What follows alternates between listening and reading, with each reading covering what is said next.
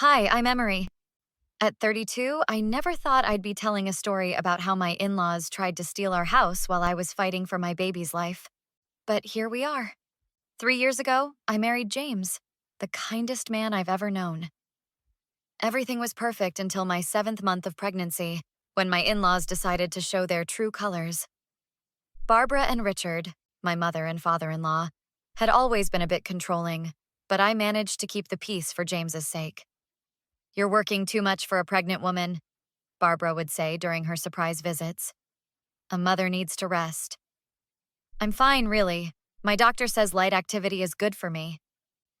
"Well, I raised 3 children, so I think I know better than some young doctor." These little comments turned into daily phone calls and unannounced visits. Then came the pregnancy complications. I started having severe cramps at work. "Baby, I need you to come home now," I called James. "Something's wrong." We rushed to the hospital. Dr. Thompson wanted to keep me for observation. That's when things went sideways. "You two stay here. We'll check on the house," Richard offered, trying to sound helpful. "That's really not necessary." "Nonsense. What are family for?" 24 hours later, we were discharged. All I wanted was to rest in my own bed. But when we pulled into our driveway, I noticed our neighbor Sarah running toward us, looking worried. "Emery, thank God you're back. Your in-laws have been here all night with some locksmith. They wouldn't let me in when I brought your mail." My heart dropped. James tried the key. Nothing. What the hell? He kept trying. Then the front door opened. There stood Barbara and Richard, acting like they owned the place. "Oh, good, you're home. We've been so worried about you both." "Why isn't my key working?" James demanded. "Sweetheart, we had to make some changes. For safety." I felt sick. "What changes?" "Well," Richard stepped forward, "given Emery's condition, we thought it best to take precautions. We've arranged for you both to stay with us until after the baby comes." "You what?" James exploded. Now, son, your mother and I discussed this. Emery clearly can't manage on her own, and this house isn't suitable for a newborn." Sarah stepped up beside me. "I've got everything on video. Them bringing in the locksmith, moving things out. I called the police, but they said they needed to hear from you first." I grabbed James's arm, steadying myself. The world was spinning. Our house, they'd literally locked us out of our own house. "Give us the new keys. Now." James's voice was deadly quiet. "Son, you're not thinking clearly. Emery's emotional state is affecting your judgment." That's when I knew. This wasn't just about the locks. This was a power play, and my in-laws had just shown their hand. I was still shaking when James's sister Michelle pulled up in her SUV. Great, just what we needed. Another family ambush. "Mom called me, said you guys were having some kind of breakdown." "The only breakdown happening here is your parents' grip on reality," I shot back. Michelle pushed past me into our house.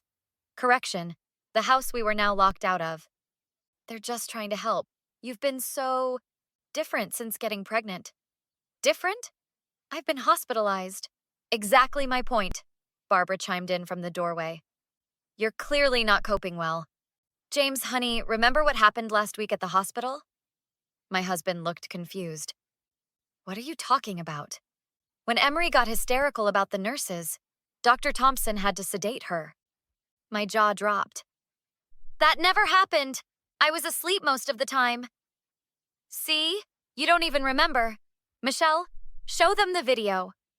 Michelle pulled out her phone, playing a clip from the hospital. There I was, sleeping in my bed, while Barbara talked to a nurse in the background. The audio was crystal clear.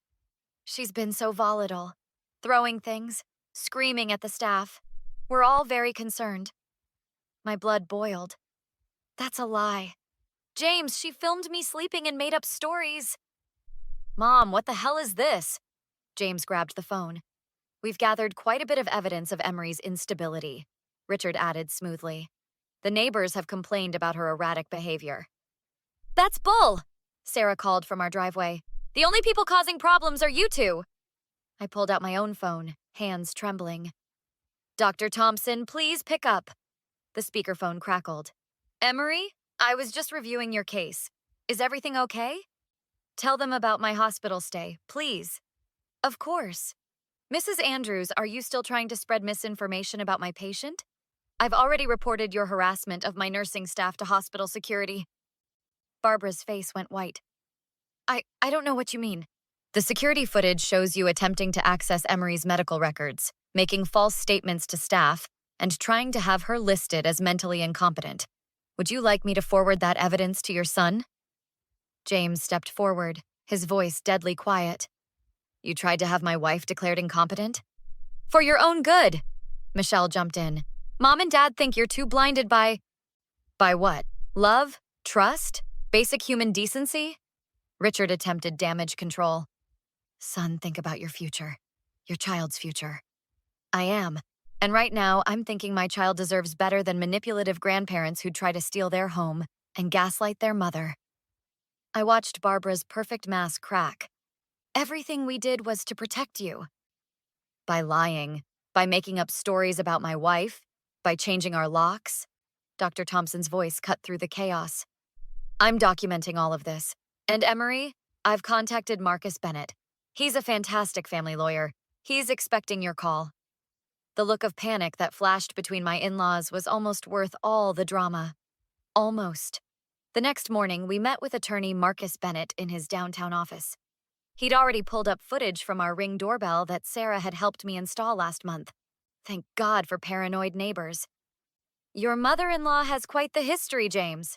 Remember Kelly? James stiffened beside me. My ex from college? Watch this. Marcus played a video showing Barbara and Richard leading a real estate agent through our house. Now, compare it to this police report from 6 years ago. My husband's face went pale. They did the same thing to Kelly? Is that why she suddenly moved out of our apartment? After your parents convinced the landlord she was unstable and dangerous? Yes. There's more, Sarah chimed in, pulling up her phone. They've brought 3 different couples to tour your house this week. Listen. The video played clearly. Yes, our son and his wife are being forced to sell. Such a shame about her mental breakdown. We're handling everything for them, of course. James slumped in his chair. I can't believe I never saw it before. Don't blame yourself. I squeezed his hand. They're experts at this. Marcus spread out more documents. They've been going through your home office, too. Look at these bank statements they photographed.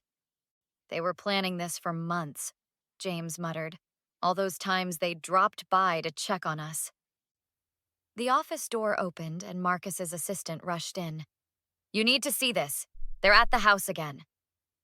Live footage showed Barbara and Richard with moving boxes, while Michelle directed a moving crew toward our front door.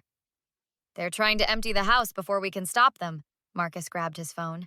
I'm calling the police. Wait, James pulled out his own phone. Let me handle this first. He put it on speaker. Hey, Mom, just wanted to let you know we're at the lawyer's office. We've got some interesting footage to show you. What lawyer?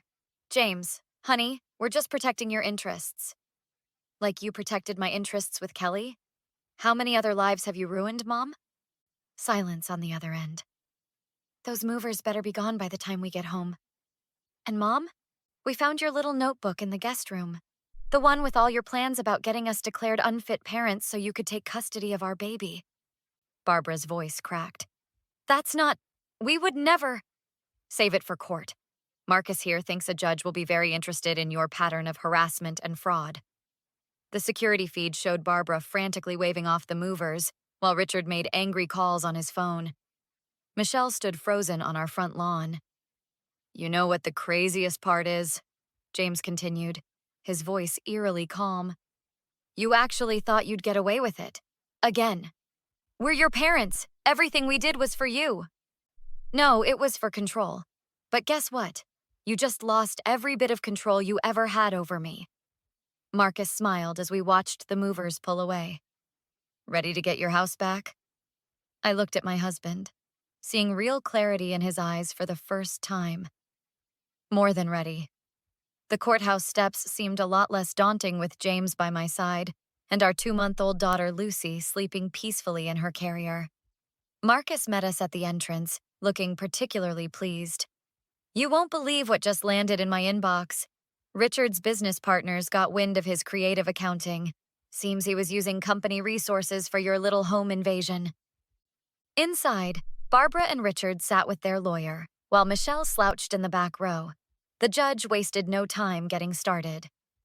3 separate counts of harassment, attempted fraud, illegal lockout, Mrs. Andrews. Would you care to explain these recorded conversations? The courtroom speakers crackled with Barbara's voice. Of course we're selling their house. My daughter-in-law's mental state makes her unfit for property ownership. We have a lovely couple ready to close next week. Your Honor, my client was acting out of maternal concern. Save it, the judge cut in. I've got evidence spanning 6 years of similar behavior. Mr. Bennett, play the church fundraiser recording. My mother-in-law's face crumbled as her voice filled the room again. We've done this before, you know. James's college girlfriend needed similar intervention. These young women today just aren't equipped to handle family life properly. Several of Barbara's church friends gasped from the gallery. Their weekly prayer group leader stood up and walked out, followed by half the congregation. Mrs. Andrews, this court takes a very dim view of attempting to institutionalize someone under false pretenses. Michelle suddenly jumped up. I've lost my job over this. The school board saw those videos.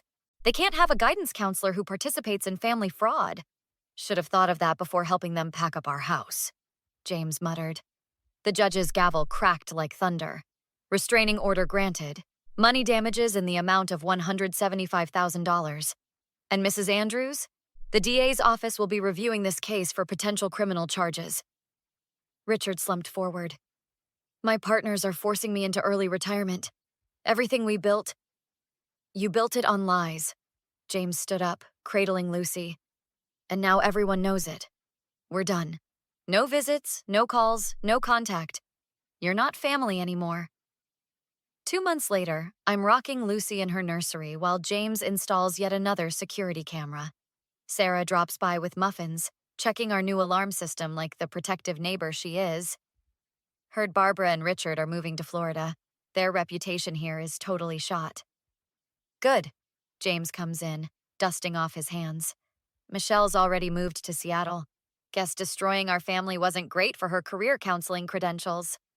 Speaking of moving, I smile. Dr. Thompson says I'm fully cleared for normal activity.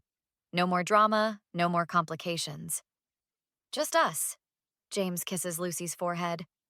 Our little family, our house, our rules. The doorbell rings. It's Marcus with the final paperwork.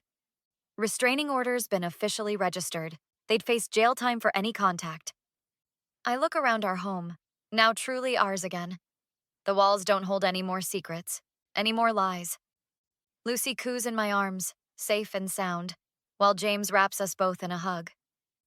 Sometimes the family you choose is better than the family you're born into. And sometimes justice comes with a perfect bow on top. What would you do if your in-laws secretly filmed you during your most vulnerable moments, like during a medical crisis, just to build a false case against you? Even worse, how would you handle discovering they'd successfully done this before to other people? Share your thoughts in the comments below. Would you cut them off completely like James did? Or try to maintain some relationship for the sake of your child? If you enjoyed this story of justice and standing up to toxic family members, hit that like button and subscribe for more real-life drama and revenge stories. Your support helps us create more content that shows you're not alone in dealing with family manipulation. Remember, protecting your peace isn't selfish. It's necessary. See you in the next story.